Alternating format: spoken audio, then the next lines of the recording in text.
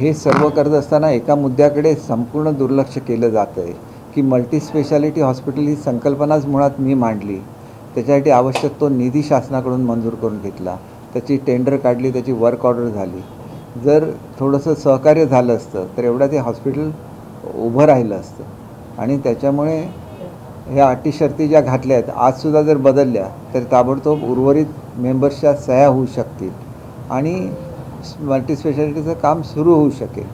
तर त्यांनी जर कबूल केलेलं असेल की आम्ही अनेक जमिनी दिलेल्या आहेत, इथं तर जमीन देण्याऐवजी जमीन त्यांना मिळते, त्याच्यामुळे त्यांनी अशा कुठल्याही अटी शर्ती न घालता सह्या करण्याची तयारी असली आजसुद्धा तयारी दाखवावी. ताबडतोब मल्टीस्पेशालिटीचं काम सुरू करता येईल. पण त्यांनी काल बोलताना असं म्हणाले की 2 एकर जागा आपण मोफत दिली. मोफत देण्याचा प्रश्न अशासाठी उद्भवत नाही की शासनाच्या नावावर जागा आहे, त्याच्यामुळे ही जागा त्यांच्या नावावर ट्रान्सफर करण्याची शासनाची मान्यता ही सुद्धा मीच त्या ठिकाणी मिळवून दिलेली आहे.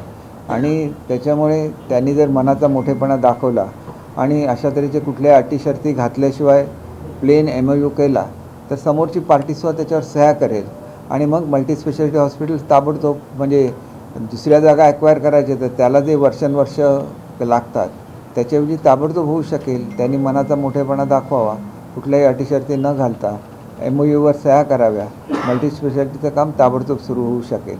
आणि सावंतवाडीच्या जनतेला मल्टीस्पेशालिटीची आवश्यकता आहे, म्हणूनच मी हा प्रकल्प मंजूर करून घेतलेला आहे.